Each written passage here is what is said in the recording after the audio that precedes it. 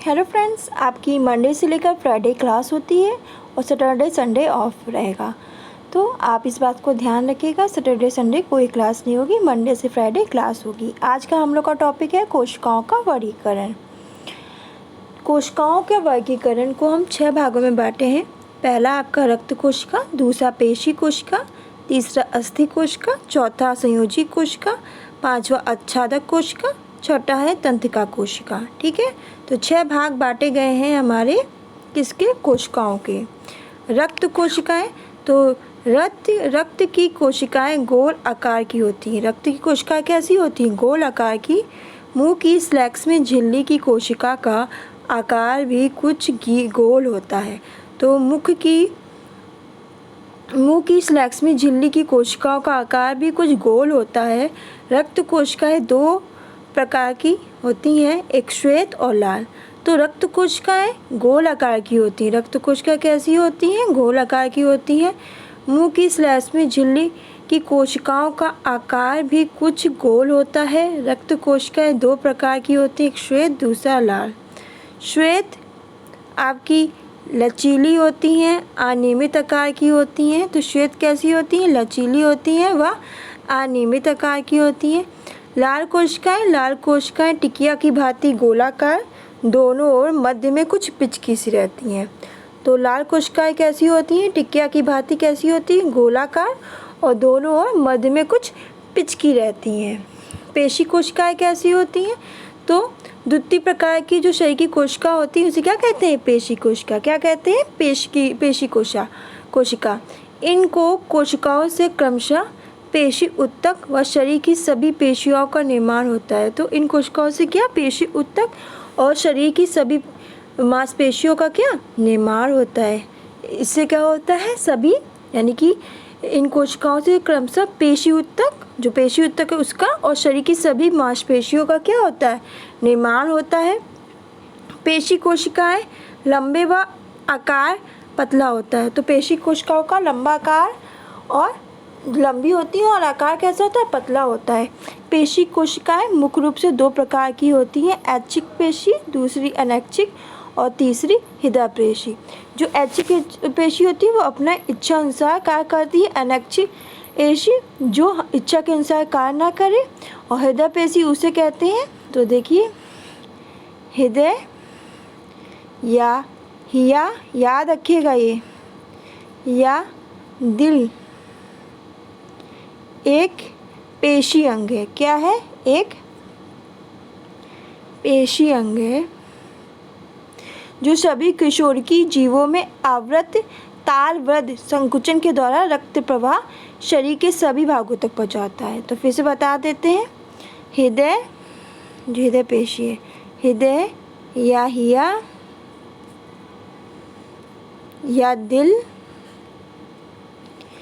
एक पेशी अंग है, एक पेशी अंग है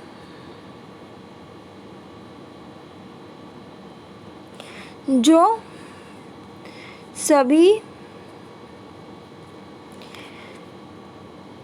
कशेरुकी जीवों में आवृत तालवृद्ध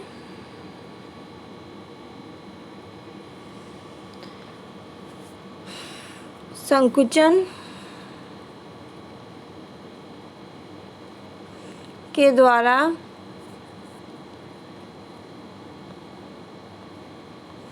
रक्त प्रवाह, जो रक्त का प्रवाह शरीर के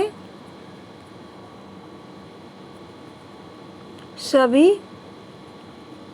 भागों, रक्त का प्रवाह शरीर के सभी भागों तक पहुंचाता है। केशोरुकाएं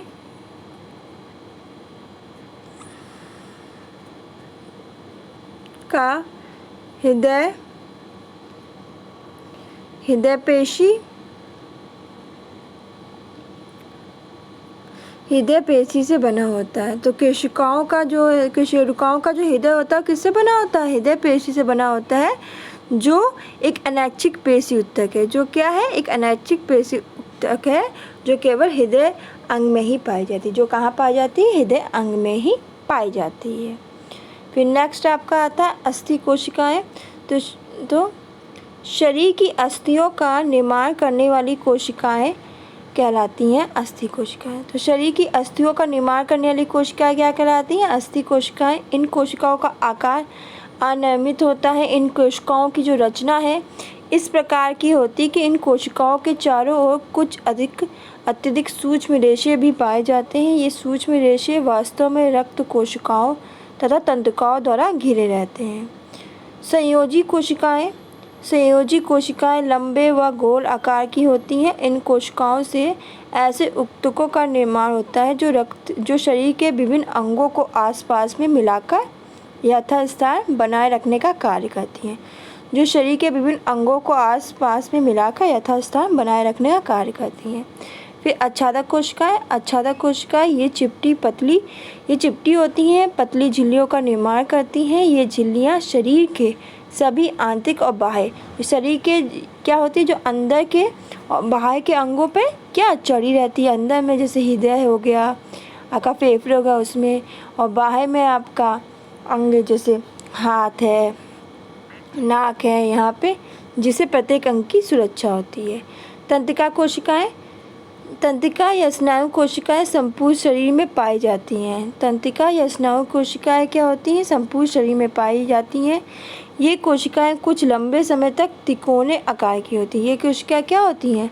कुछ लंबे समय तक तिकोने आकार की होती हैं। इन्हीं कोशिकाओं से शरीर के संपूर्ण तंत्रिका तंत्र का निर्माण होता है। इन्हीं कोशिकाओं से क्या होता है? शरीर के संपूर्ण तंत्रिका तंत्र का निर्माण होता है।